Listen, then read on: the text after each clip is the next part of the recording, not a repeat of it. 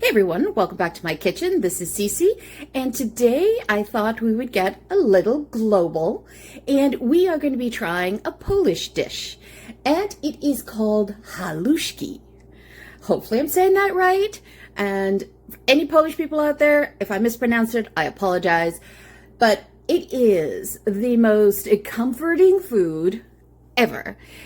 Let me show you. It is composed of cabbage, onions, egg noodles, we'll get into that in a moment, butter or bacon fat, and salt. That is it. Now, you can zhuzh it up by adding bacon or kielbasa, but today we're going to stick strictly with the basic recipe. All right, let's get into this. Just a quick background on haluski. Haluski basically is a peasant dish, and it's around the 19th century, 16th, 17th, 18th century, and it is, as I said, sautéed onions, cabbage, noodles. They used to use dumplings, and then over time it got replaced with the noodles. And that became a staple comfort food for the Polish community and the Slavic community, especially immigrants to the US and Canada, primarily in Pennsylvania in the US, for example, and out west in Saskatchewan and Manitoba area for us here as well. And there's also a large community of Polish in Ontario. But the origins of why is it called Polish haluski? I mean, there's many claims that, it belongs to the Hungarians, it belongs to the Ukrainians, the Slovenians, but at the end of the day, it's all Eastern European, and the Hungarian Jewish community basically adopted this dish quite well in the States as well, because it is cheap and it feeds a large family, and that is what I'm looking at. It is low cost, it's a filling meal, and again, you can do bacon fat, butter, any type of fat that you have at home to do, make your own noodles or get something like this. So what we're going to do is, I'm not going to do the whole cabbage, I'm just going to do half of it, and I'll find something else to do with the other side of it. And this is always a bit dangerous, so what I do is I do it that way. Oh, away from me.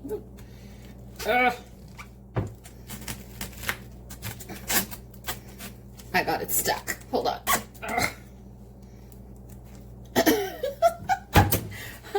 Wow, it's in deep. Okay. It's always a challenge. So basically what I do is I try to then just sort of bring it down this way.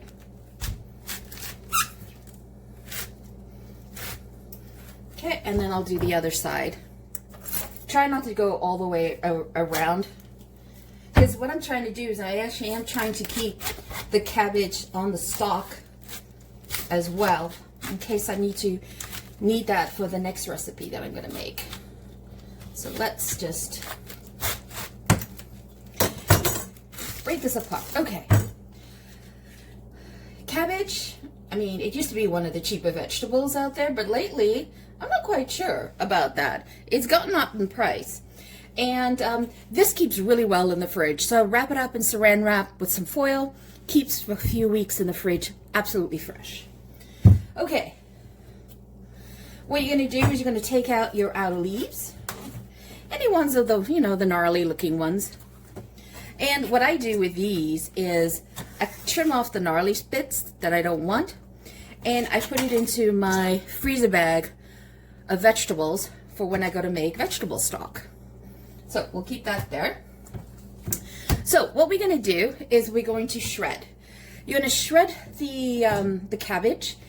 I've got here, you're going to need about a cup of onions. We love onions. So I had small onions. So I did 3 small onions here. So that gave me about a cup and a half. And all you do is sliver them. Okay. This dish is heavily pepper. It loves pepper. That's what makes the dish. And we've got some sea salt and we've got the butter. And so what we're going to do with the cabbage is we're literally just going to shred it. So you just want to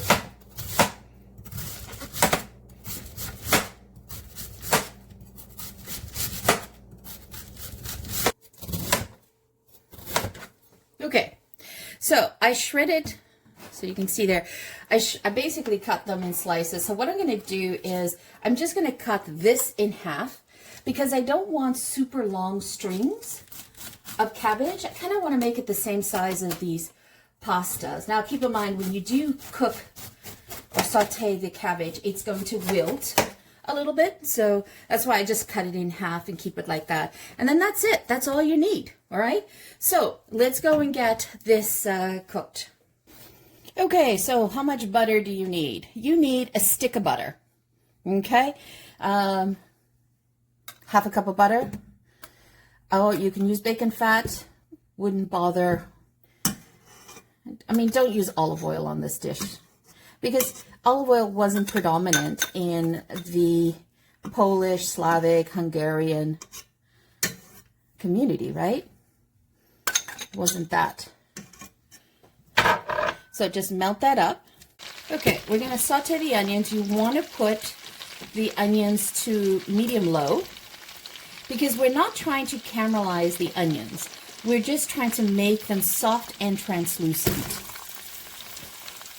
And then we'll add the cabbage in. And you want, I know this is crazy, a lot of you health nuts in there, but you want this swimming in a butter because you want the onions to absorb the flavor. Because what makes this dish so unique is that butteriness with that salt and black pepper. So simple ingredients have fed communities, and so basically it's a great survival food. If you can grow this in your gardens, you'll have food year round.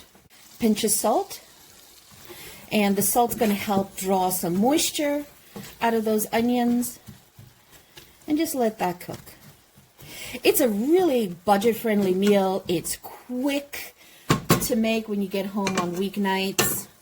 And by sauteing the onions like this and making them soft and translucent, you're also taking the bite out of the onion, that sulfuric acid that makes us cry, and it's going to add some beautiful sweetness to this dish. Remember I mentioned to you that this was a Hungarian Jewish, was adopted by the Hungarian Jews in the States, and they basically coined this the lazy pierogi, right? Now, why would they call it the lazy pierogi? Because basically it's got the same flavor profile of a pierogi, except that it's deconstructed. And they used to use dumplings. They used to make dumplings and put in with the onion and the cabbage, but then they substituted it in the States. The immigrants started substituting it with egg noodles, and you get the curly egg noodles. They would substitute that, but they also used to make it with square pasta noodles that they would make, and that square pasta noodles, what they so they actually sometimes refer to this dish as Łazanki in Poland. And why? Because it's basically got its origins from 16th century.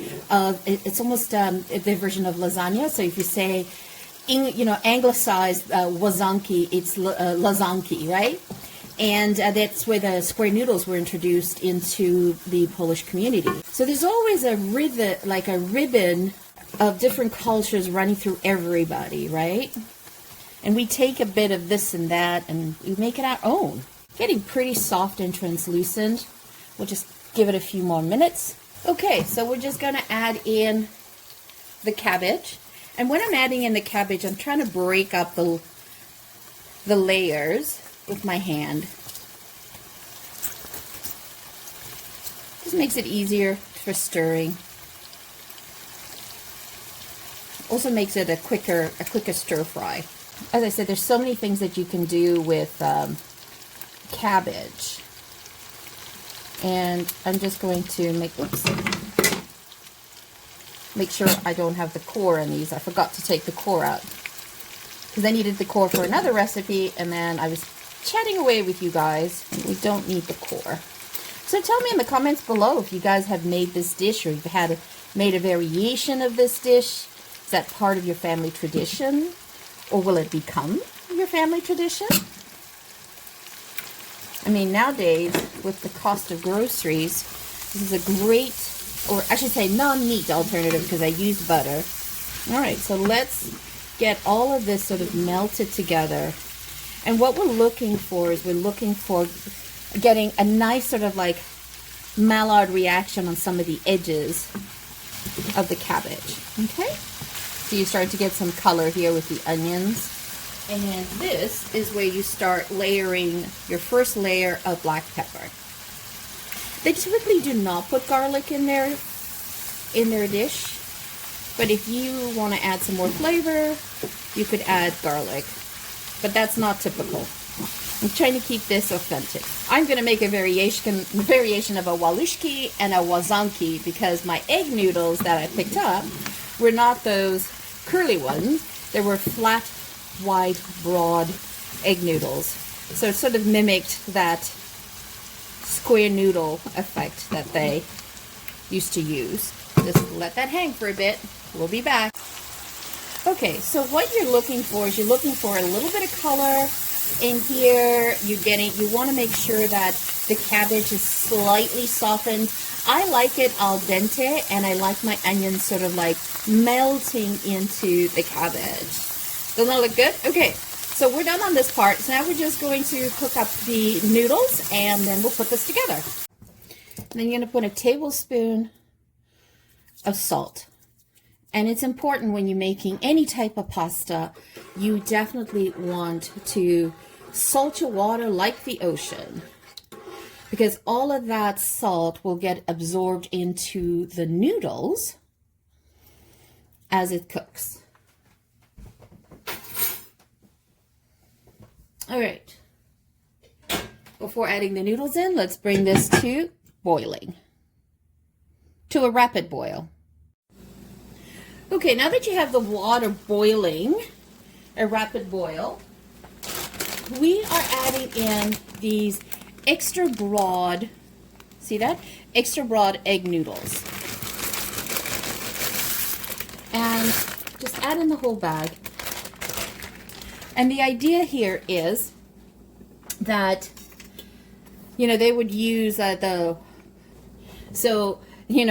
Polish version, they call it łazanki, which was the square style noodles, right? Flat square style noodles. So now this is a mixture of haluski and łazanki mixed together. So just let that go for about 7 to 8 minutes. Drain it, and then we just combine it. That's how easy it is to make this dish, and how quick and budget friendly. So that is it. Minimal effort, as I mentioned, maximum comfort, and we can definitely indulge in this. I am going to take a little bit.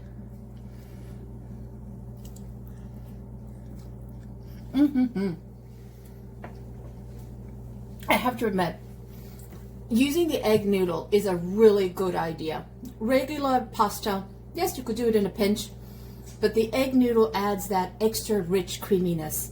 So definitely don't skimp on that one. So if you love quick global recipes that don't break the bank, hit that subscribe button, give this video a thumbs up, drop a comment below. Do you add anything extra to your haluski if you make it? I'd love to see your comments below. And once again, thank you so much for joining me. Always greatly appreciated. If you're new to the channel, welcome. If you're a returning champion, thank you so much for your love. Thanks so much for hitting subscribe. Have a great day. Ciao for now. Don't forget to hit subscribe.